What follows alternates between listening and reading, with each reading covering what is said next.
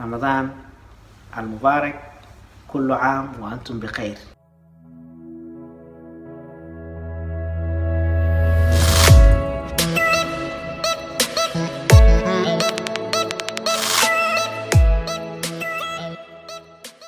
السلام عليكم ورحمة الله تعالى وبركاته. إذا مeel walba dunida aad ka joogtaan waxaan idin leeyahay isku soo noqod wanaagsan oo waliba aad u xiiso badan. waa anigoo ah Cabdiraxmaan Maxamed Ismaaciil, channelka naga daawanaysid waa Jaabir Jamil Official. haddii aad nagu cusub tahay soo dhawow, haddii aad hor noola joogtana waad ku maasan tahay la jirkaaga. aad baa idinkaga mahadcelinayaa sida quruxda badan ay ugu xiisteen. waa ogahay waa ii xiisteen, anigana waa idin xiisay. waxaan ku ogaaday inaa ii xiisteen si aniga idinkugu xiisay. aad kolleyba waxaan rabaa inaan aad idinkugu hambaliyeeyo, idinkugu tahniyadeeyo, idinkugu bishaareeyo walow ay soo daahday. رمضان المبارك، كل عام وأنتم بخير. بشان أن كجرنو رمضان نومر سمانتا سدح عن صومي معلنتي سدحات إن شاء الله تعالى. وحن رجعنا يا خير كأنه بلاوتي إن إلهي نقول مايو إن وحن كلو آدي محلي رذا الله أقوم هاد علينا إن وسو قارتي أنه عافمات قبنا أنه محلي رذا الديار إلهينا waxaan ka rajeynayaa Ramadaan kiisa inuu nagu gaarsiiyo anagoo caafimaad qabna, anagoo bad qabna insha Allah ta'ala. waa rajeynayaa dhamaanteen sida anigoo isku duuban inaan ku gaari doono hadduu alla idmo. hakada xoolaha ka qaldanaya shaati insha Allah ta'ala. waa rajeynayaa taas insha Allah inteena bugta ama caafimaad la inteena bugta ama inteena xanuunka la ildaran insha Allah waxaan ilaahay ka baryeynaa fadliga bishan Ramadaan inuu ilaahay caafimaad taam siiyo. inta caafimaadka haysatana ilaahay inuu ziyaadiyo. waxaan kaleeto aad ugu bogaadinayaa bishan barakeysan in maxaa la yiraahdaa laga faa'iideysto, in maxaa la yiraahdaa wax walba iyo howl walba oo la hayo in la daayo oo lagu faa'iido loo daa'imo cibaadada. bishaan kaliya lama dhaho Ramadaan, waxaa la yiraahdaa sida wada ogtihiin shahrul cibaada, shahrul qur'aan, shahrul tawba, shahrul rahma, shahrul cidq min an-nar. yani waa bisha kaliya ay kulansatay dhowr magacyadaas oo waliba magacyo aad qiimo u leh. haddii lagu yiri shahrul maghfira waa bishii dambi dhaafka, shahrul rahma bishii raxmada, shahrul cibaada bishii cibaadada, shahrul qur'aan bishii qur'aan akhriska. bishan qur'aan akhriska waxaa loogu magac darayna wax kale maaha qur'aanka kariimka ah ee ilaahay subxaanahu wa tacaala uu soo dejiyey. waa bishii la soo dejiyey, sababtaas darteed ayaa waxaa loogu bixiyey shahrul qur'aan. waxaan loogu talagalay bishan in laga faa'iideysto qur'aan akhriska. haddii aad aqrin jirtay markaagii hore juz, waxaa laga rabaa inaad hadda ka dhigto 2 juz maalintii.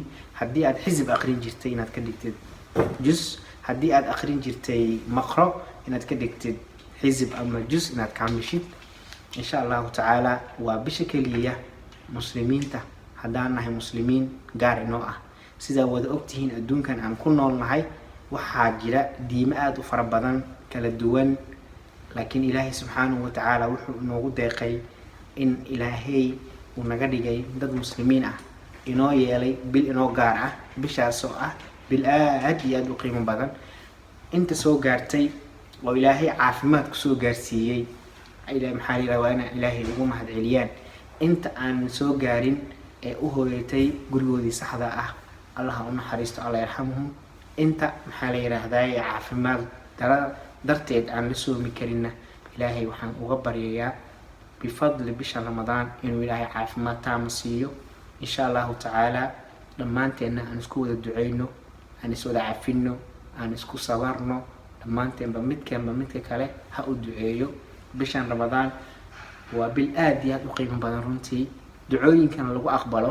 ilaahayna subxaanahu wa ta'ala uu jecel yahay adoomadiisa ku soo laabta bishan, maqfirada weydiista, dambi dhaaf weydiista, cafis weydiista, wax allaala waxay dunida ay ka rabaan ama hamuunta ay leeyihiin insha Allah ta'ala way ku hirgelaysaa inaad ka faa'iideysto bishan oo aad noqoto kuwa laga aqbalay soonkooda, salaadooda, inuu ilaahay ka dhigo insha allahu tacaala isku day bishan haddii ay iraahdo waan ka sheekeynaya caawa oo dhan ma laga sheekeyn karo, lagumana soo koobi karo fiideo yar la duubaayo. keliya waxaan rabay inaan idin xusuusiyo bishan inay tahay bil aad iyo aad u khayr badan, bil aad iyo aad maxaa la yidhahdaa u fiican oo wanaagsan. dhammaanteen insha allah waxaan rajeynayaa inaan ka wada faa'iideysan doono. fiideodan waxaan usoo duubay keliya waa inaan idinku dhahaa ramadaan mubaarak, kullu caam wa antum bikhayr. waa isku soo noqonay insha allahu tacaala.